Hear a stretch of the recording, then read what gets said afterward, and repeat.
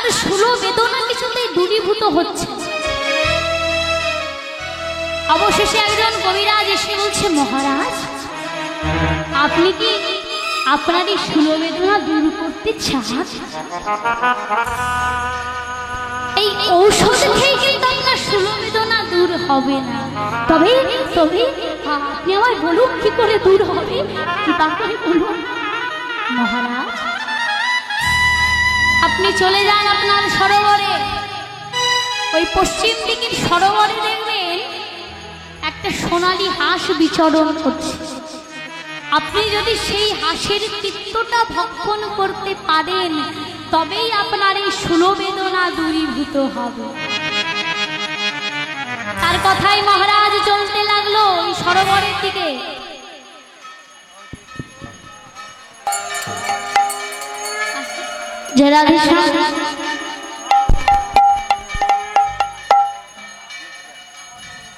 যে গৌর জনিতাই জয় রাধেশ্যাম।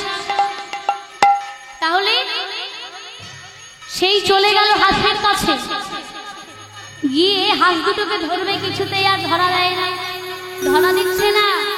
মহারাজ তার প্রজাদেরকে পাঠালেন, তোমরা যাও ওই হাঁস দুটোকে ধরে নিয়ে এসো। প্রজারা গিয়ে কত ছলনা করে, কিন্তু হাঁস দুটোকে আর ধরতে পারে না।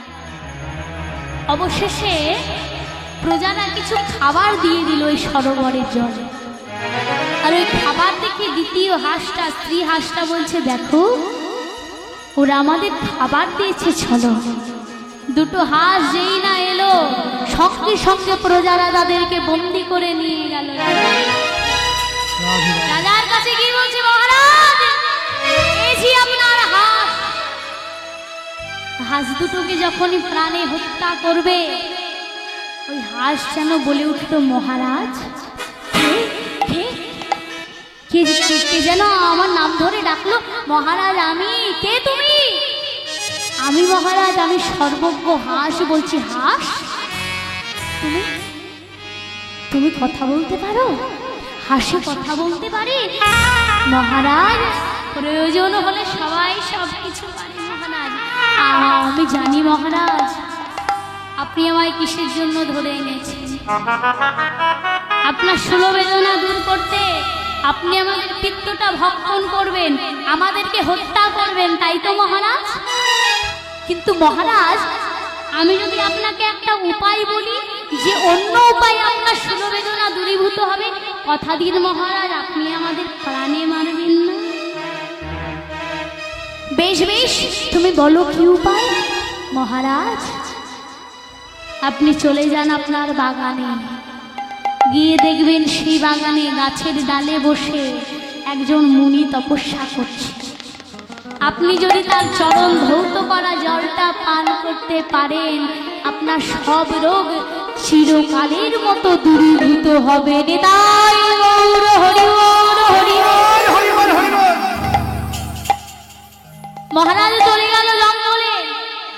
জঙ্গলে গিয়ে দেখছে সত্যি তো মুনির একটা চরণ নিচে রাখা আছে, নিচের দিকে দোলাচ্ছে একটা চরণ। সেই চরণটা যেই না ধৌত করতে যাবে একটা পাত্রে জল নিয়ে, সঙ্গে সঙ্গে মহারাজ দেখলো ওই চরণে কুষ্ঠ রোগ রয়েছে। মহারাজ বলছে, না না এই জল আমি কেমন করে পান করব? আমি মুনির কাছে দ্বিতীয় চরণটা চাই। করজোড়ে বলল, মুনিবর আপনি যদি আপনার দ্বিতীয় চরণটা বাড়িয়ে দেন তবে আমার বড় ভালো হয়। দ্বিতীয় চরণ। মুনিবর প্রথম চরণ সরিয়ে নিয়ে দ্বিতীয় চরণ বাড়িয়ে দিল। দ্বিতীয় চরণ যেই না বাড়িয়ে দিয়েছে, মহারাজ দেখছে সেই দ্বিতীয় চরণে গলিত কুষ্ঠ রোগ আর পোকা একেবারে কিলবিল কিলবিল। মহারাজ চিন্তা করলো, হায় হায় গো, এই জল আমি কেমন করে পান করব? মুনির চরণটা ধৌত করে নিয়ে চলে এলো তার রাজপ্রাসাদ। একটু জল নিয়ে যেই না পান করতে যাবে, বদনের কাছে যেই না নিয়ে এসেছে, সঙ্গে সঙ্গে দেখতে পেল কিছু পোকা জলের মধ্যে নড়ছে। এই জল আমি কেমন করে পান করব? না, এই জল তো আমি কিছুতেই পান করতে পারবো না। মনে মনে চিন্তা করলো জলটা আমি একটু ঢাকা দিয়ে রেখে দিই, কিছুক্ষণ পরে জলটা যখন একটু শান্ত হবে, পোকাগুলো নিচে থিতিয়ে পড়বে, তখন আমি জলটা না হয় পান করব। এই বলে কিছুক্ষণ পর রাজামশাই যখন বেরিয়ে গেল, রাজামশাইয়ের পত্নীগণ মনে মনে চিন্তা করছে স্বামী চরণ ধোয়া জল এনেছে, আমরা পান করব। এই বলে ওই চরণ ধোয়া জল নিয়ে আজ কি করলো তারা জানো? ওই চরণ ধোয়া জল পান করিল। হরি বল, হরি বল। পান করিল ওই চরণ ধোয়া জল পান করিল। চরণ ধোয়া জল পান করিল। ওই চরণ ধোয়া জল পান করিল। জয় রে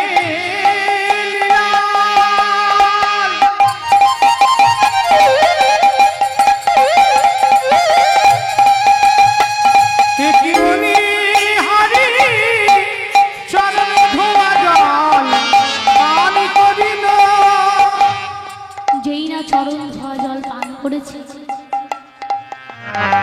সঙ্গে সঙ্গে চরণ ধোয়া জলটা পান করে তারা বড় পুণ্য লাভ করলো। স্বামীর অজান্তে, স্বামীর অজান্তে দুজন স্ত্রী চরণ ধোয়া জল পান করল। কিছুক্ষণ পরে মহারাজ এসে যখন চরণ ধোয়া জলটা পান করবে বলে পাত্রটাকে খুলেছে, জলটা নিয়ে যেই না পান করতে যাবে, ওপরে জলটা তো তার স্ত্রী, জলটা যেই না পান করতে যাবে সঙ্গে সঙ্গে আবার কিছু পোকা দেখতে পেয়ে সঙ্গে সঙ্গে মহারাজ ওই মুনির চরণ ধৌত করা জলটাকে মস্তকে ধারণ করল। মস্তকে যখন ধারণ করেছে, হঠাৎ করে সেই মুনিবরকে দেখা গেল। মুনিবর বলছে, মহারাজ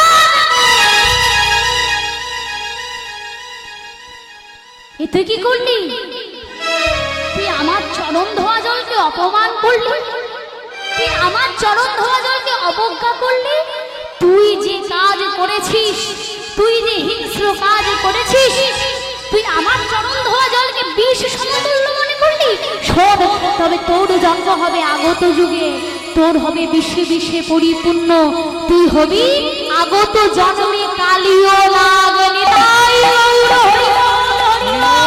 হরি বল, হরি বল।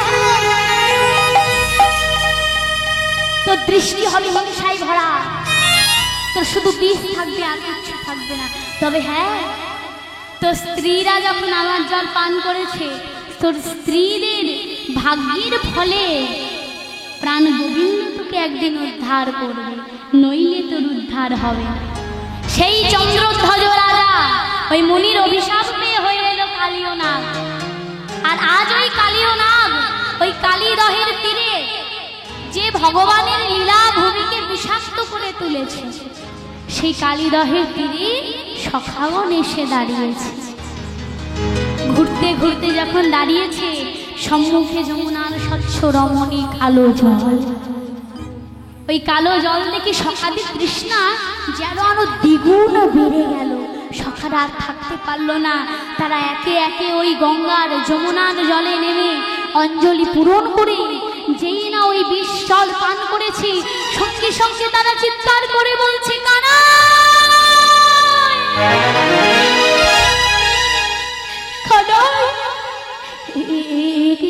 কানাই, আমাদের বক্ষ মাঝে কেমন জ্বালা হচ্ছে। কানাই, কানাই রে, আমরা শীতল জল পান করবো ভেবে এসেছিলাম, দেখ না ভাই, শীতল জল মনে করি আমরা যে ওই কালীদহের বিষ জল পান করে কানাই, তোর সঙ্গে মনে হয় আর আমাদের কোনোদিন দেখা হবে না।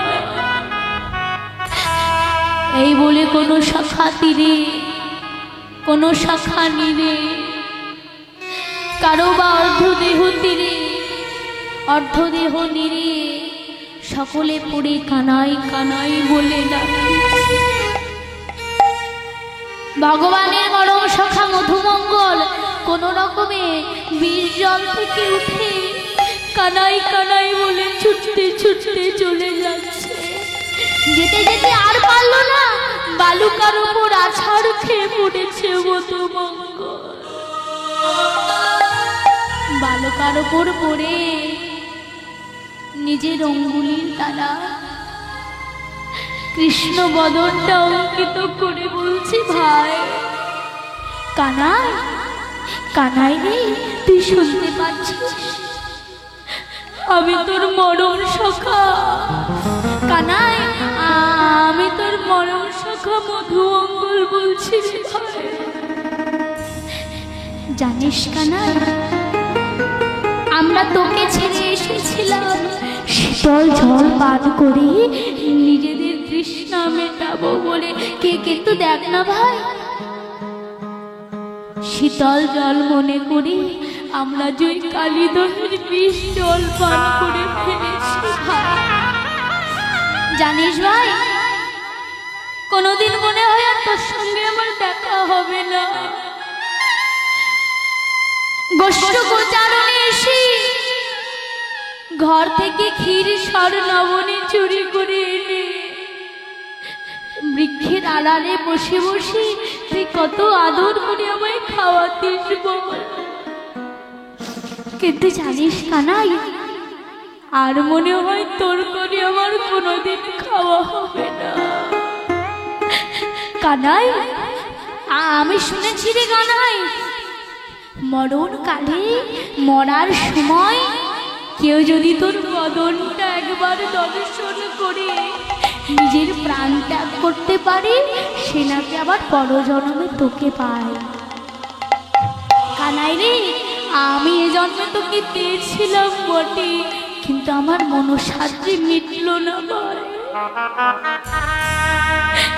আমি পরজন্মে আবার তোকে পেতে চাই। ওই মধুমঙ্গল বালুকার উপরে কৃষ্ণ বদনটা দর্শন করছে, আর কানাইকে ডেকে ডেকে বলছি, কানাই তুই একবার আমার আঁখের সামনে এসে দাঁড়া। আমি যদি তোর বদনটা দেখে মরতে পারি, আমি যে পরজন্মে আবার তোকে পাবো ভাই।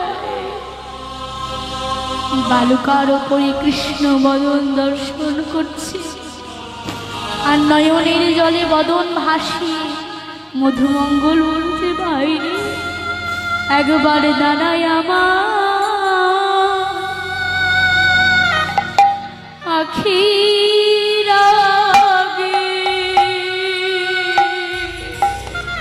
একবারে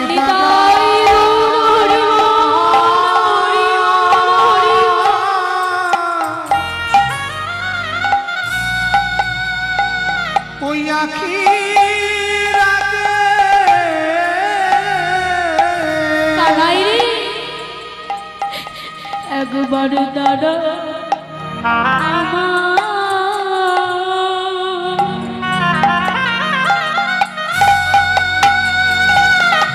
আখি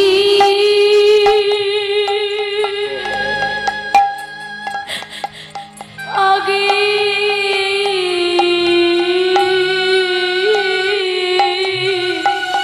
একেবারে তাই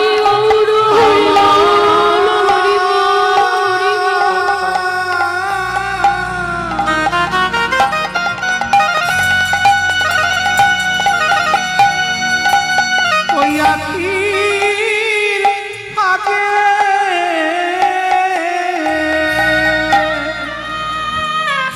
যেন তোর বদন দেখে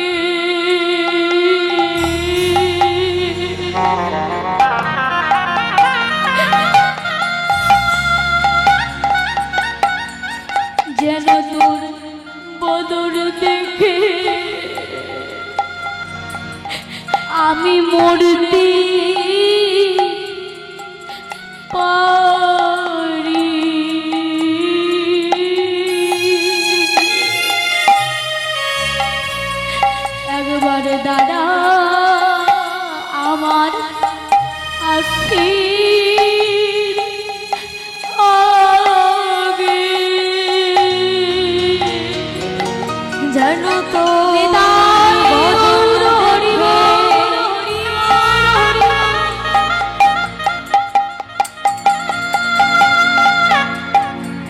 বদন দেখে মরতে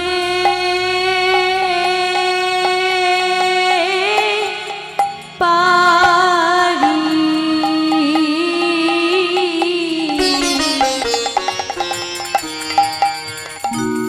একবার দ্বারা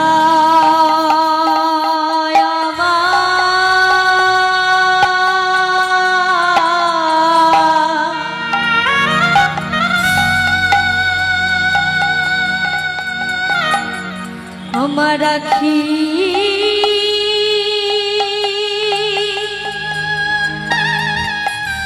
আখি আগে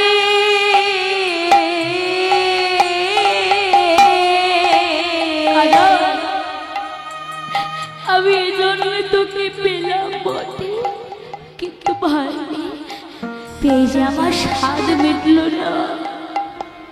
তুই যদি আমার সামনে এসে দাঁড়াস কানা, আমার মনে হয় আমি পরজন্মে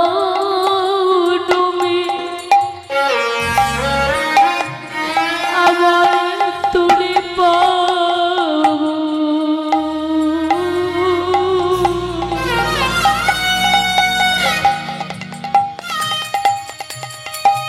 দাদা আমার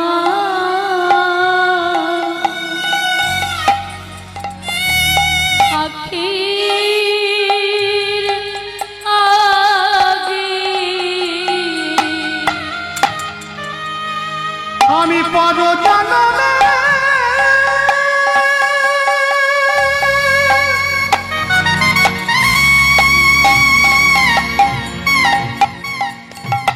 আমি তোরে পাবো।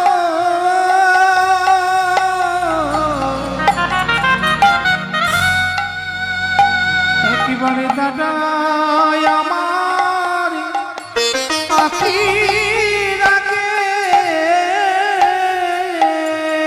আমি এ জন্মে পেলাম বটে কানা, কিন্তু ভাইরি আমার এ জন্মে স্বাদ মিটল না রে। আমি পরজন্মে তোরে পেতে চাই। আমার নিতাই গৌর হরি